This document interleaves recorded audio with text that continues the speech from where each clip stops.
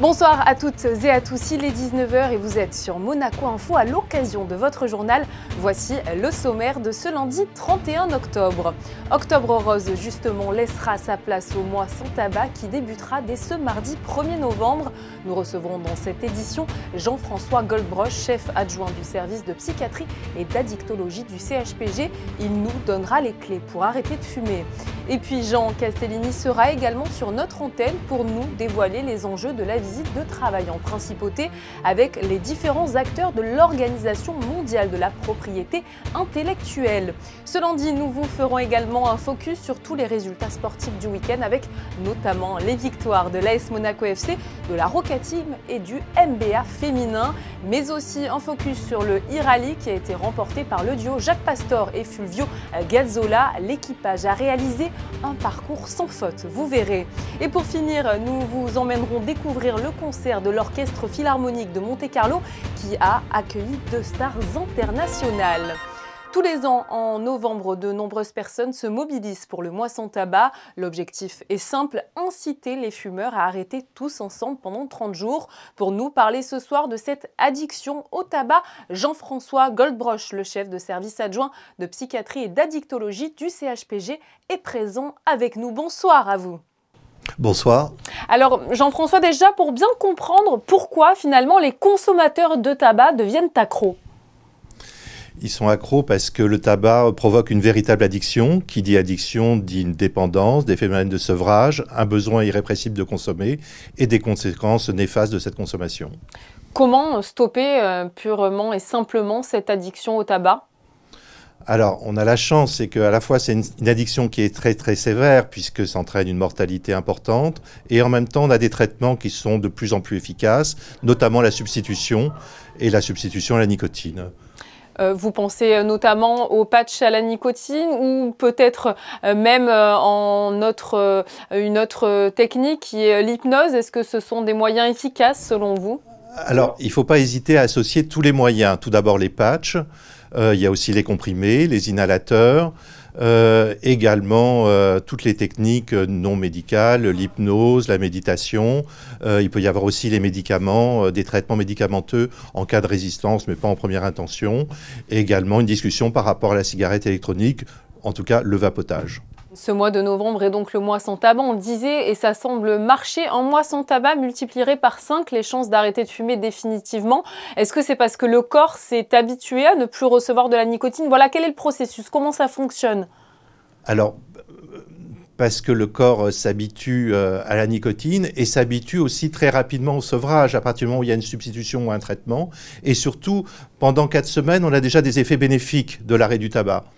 Au niveau de la respiration, au niveau cardiologique, au niveau de la peau, au niveau du goût, au niveau de l'odorat. Donc, si on peut constater déjà au bout d'un mois des améliorations dues à l'arrêt du tabac, ça encourage à poursuivre et puis on espère après un arrêt définitif. Mais c'est sûr qu'un mois, c'est une première étape et après souvent, pour traiter la dépendance, il faut presque 1 an.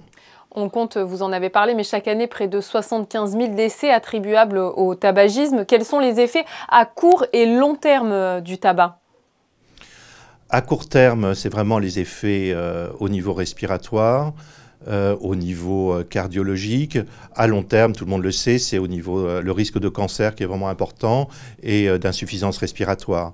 On sait que le tabac touche vraiment les voies aériennes supérieures, les poumons, mais aussi au niveau des intestins, au niveau de la vessie, beaucoup d'organes, et également au niveau immunologique. Et ce qu'on sait encore moins, c'est qu'au niveau psychologique, il y a également des effets.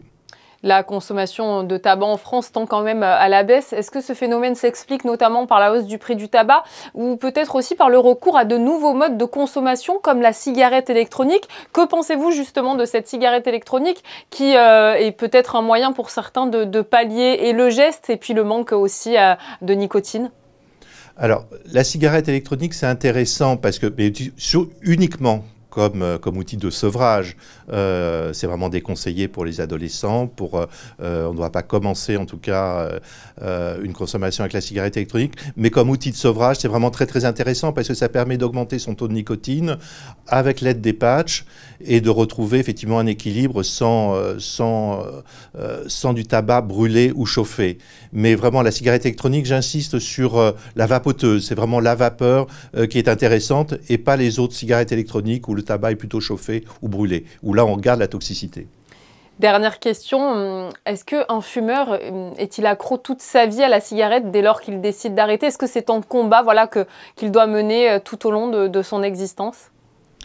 La fragilité existe toujours dans le domaine des addictions, mais l'idée à garder, c'est que c'est des addictions qui souvent remontent à l'adolescence ou au plus jeune âge, d'où l'idée quand même de reculer les mauvaises habitudes ou les addictions, et en l'occurrence la cigarette, le tabac, le plus longtemps possible et pas commencer jeune.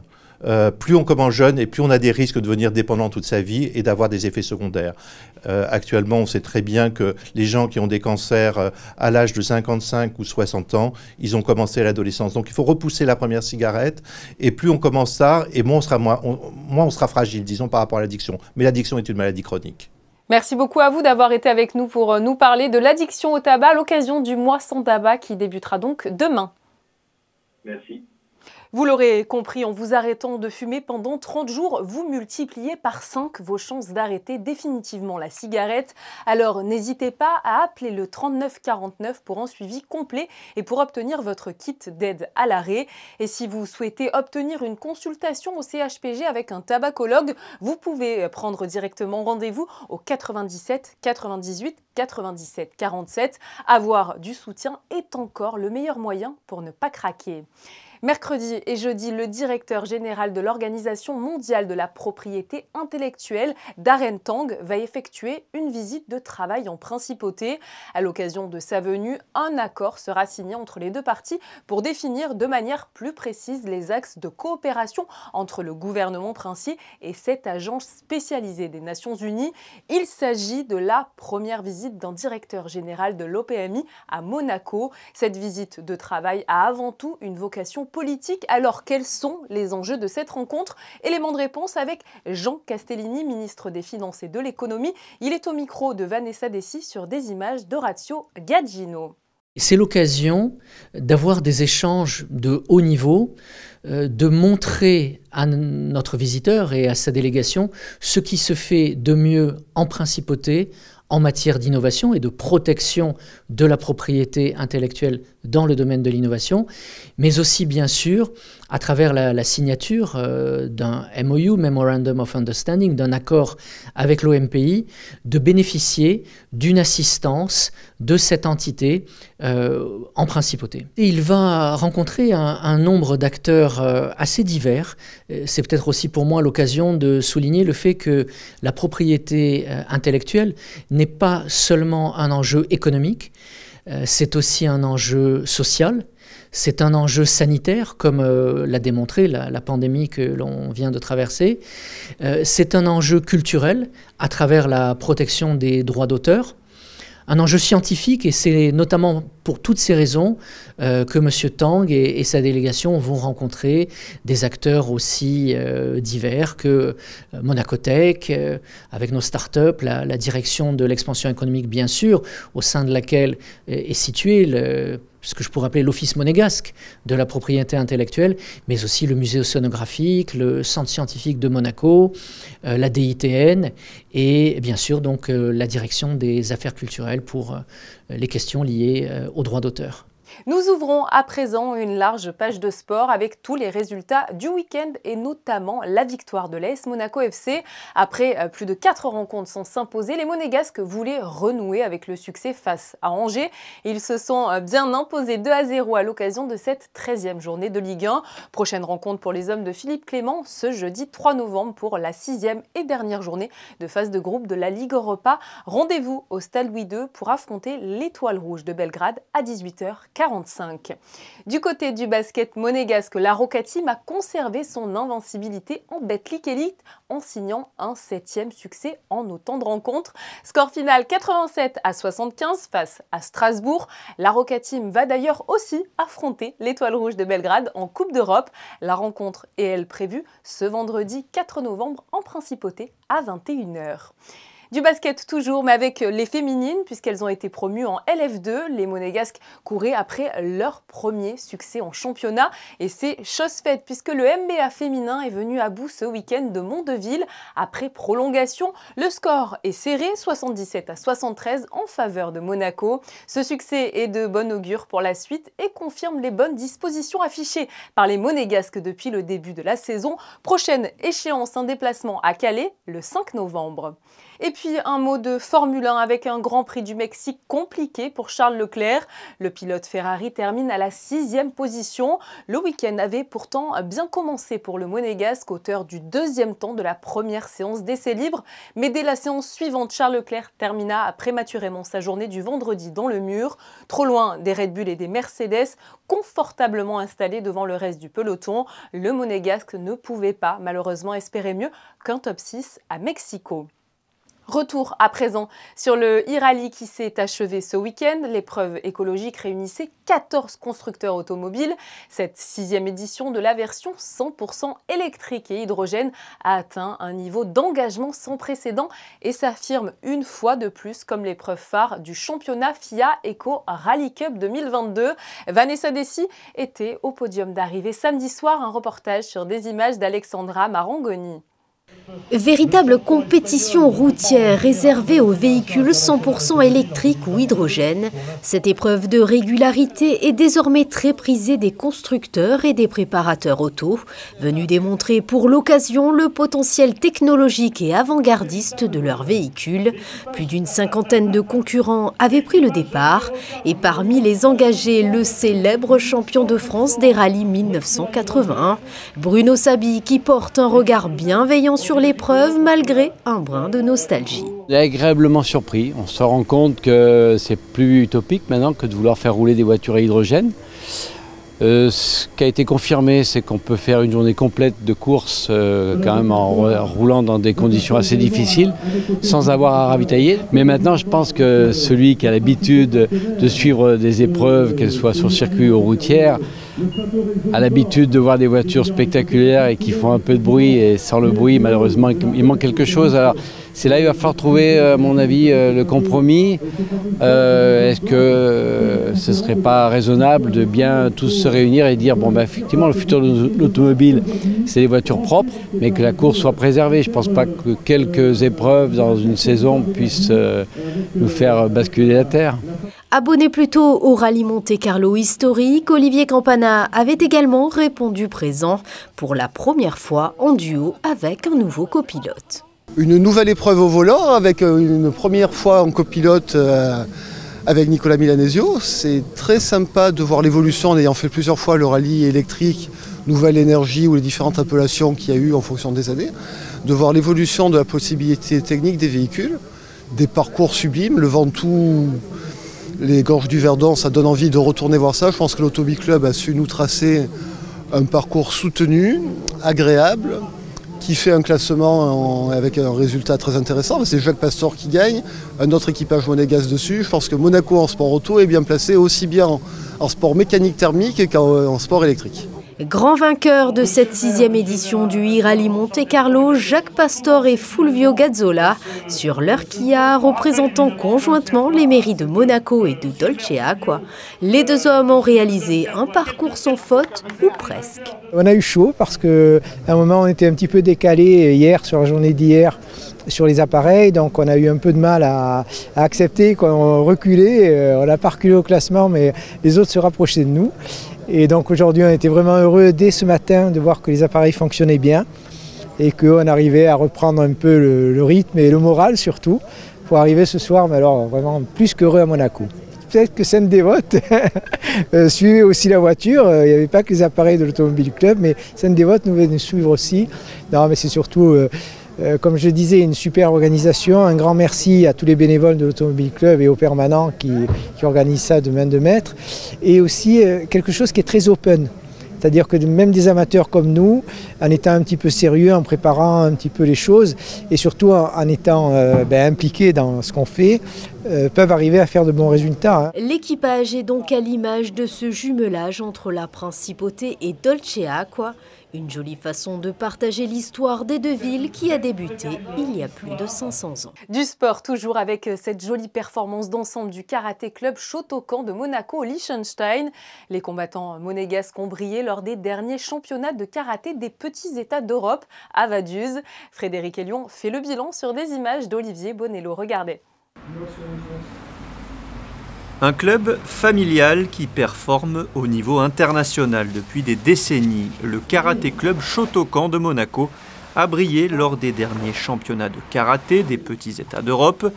Au Liechtenstein, les Monégasques ont décroché une belle moisson de médailles, que ce soit en kata, un enchaînement de différentes techniques codifiées, ou en kumité, c'est-à-dire en combat.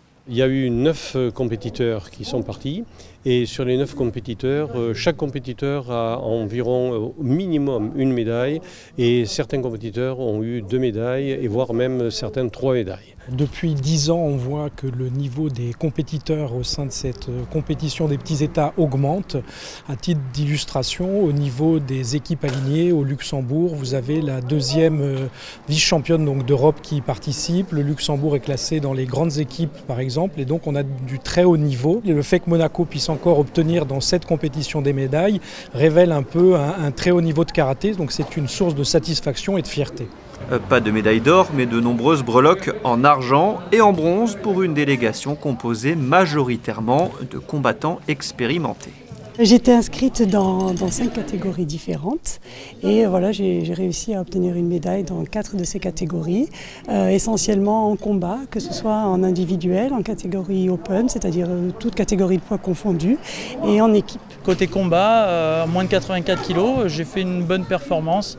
Donc on était 16, j'ai eu plusieurs tours, j'ai perdu contre le finaliste, du coup repêchage, combat pour arriver jusqu'à la médaille de bronze et à la médaille de bronze je suis parvenu à gagner 5-0, donc j'ai réussi à accrocher cette médaille. La 2e médaille c'est kata équipe, on ne savait pas à quoi s'attendre mais on a réussi à accrocher la finale et la médaille d'argent. Le kata par équipe c'est la spécialité du karaté club Shotokan de Monaco. Une discipline où les Monégasques ont glané des médailles européennes et même terminé 8e lors des championnats du monde organisés en 2017 en Irlande. Demain sera le premier jour de novembre et la fête nationale va donc arriver à grands pas. La mairie de Monaco va d'ailleurs offrir à cette occasion 3 spectacles aux Monégasques et aux résidents de la Principauté. Découverte du programme avec Mélanie Flacher, conseillère communale, au micro de Frédéric Elion. Chaque année, en fait, on réalise 3 spectacles, 3 dates. Le premier, c'est le mercredi 9 novembre. C'est un spectacle qui est réservé pour les enfants à partir de 5 ans. C'est un spectacle cette année ciné-concert avec Oggy et les cafards et des beatboxers qui viendront animer cet après-midi pour les enfants. Ensuite, le 18 novembre à 21h, un premier spectacle, c'est les Franglaises. Donc ce sont un groupe de chanteurs qui ont cette faculté de chanter des chansons anglaises en traduisant littéralement le texte. Donc ça fait des phrases un petit peu cocasses. C'est un spectacle comique qui a énormément de succès aujourd'hui. Et ensuite, c'est la petite nouveauté de cette année, au lieu de faire 2 fois le même spectacle, on a décidé le 19 d'en faire un deuxième différent. C'est les Sœurs Berthollet, qui sont violoncellistes et violonistes, qui viennent faire un spectacle musical avec les musiques de séries et de films. Les places seront à récupérer à l'espace Léo Ferré le jeudi 3 et le vendredi 4 novembre de 8h30 à 18h. Le jeudi 3, c'est réservé pour les Monégasques en priorité, sur présentation de la pièce d'identité, et le 4 pour les Monégasques et les résidents. Ce vendredi soir, l'auditorium Régnier 3 était plein à craquer. Plus aucune place de libre pour écouter l'Orchestre Philharmonique de Monte-Carlo au mieux de sa forme, avec comme invité des stars internationales de la musique, la pianiste Martha Argerich et le chef d'orchestre Charles Dutoit. Retour sur ce moment d'exception avec José Sacré sur des images de Julien Laugier.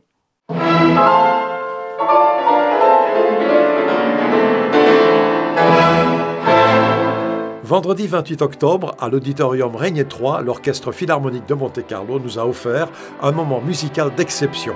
La grande prêtresse du piano, Martha Argerich, a interprété le concerto pour piano de Schumann avec à la baguette celui qui fut son mari et qui est son ami depuis plus de 50 ans, le chef d'orchestre Charles Dutoit.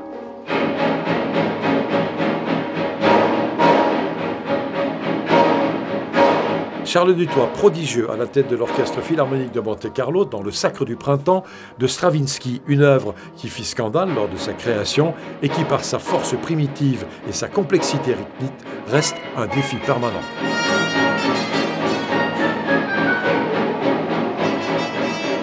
C'est une œuvre vraiment extraordinaire, j'entends comme au point de vue de la technique de composition, c'est vraiment extraordinaire. Et l'orchestration, et naturellement l'effet que ça fait, parce que c'est tout à fait extraordinaire. Moi j'ai travaillé beaucoup à Saint-Pétersbourg, et puis Stravinsky que j'ai rencontré d'ailleurs à New York, je suis resté avec lui près d'une bonne semaine, il faisait des enregistrements, j'assistais des étudiants à ce moment-là.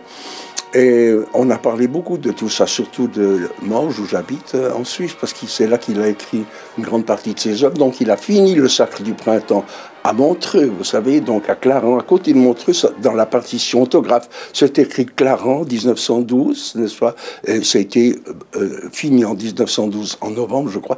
Et puis c'était la première a eu en mai 1913.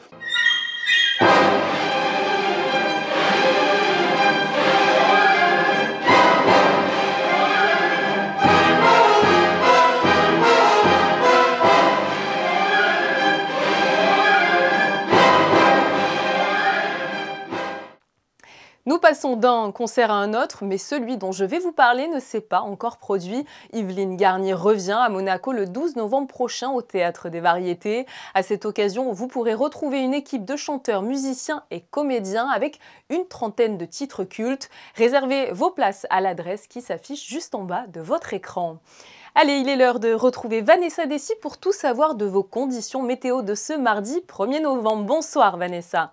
Bonsoir Julia, bonsoir à tous. Le temps sera légèrement couvert durant la journée avec un risque de pluie. Les températures seront légèrement en baisse de 14 à 17 degrés. Le soleil se lèvera à 7h04 et se couchera à 17h23 et nous fêterons les Harolds. Nous refermons cette édition avec des clichés de notre photographe Mickaël Alési. Il n'a pas résisté, c'est vrai, à l'envie d'aller découvrir vos déguisements à l'occasion des nombreuses animations proposées en principauté pour Halloween. Il est l'heure de vous quitter, mais avant de vous dire au revoir, toutes les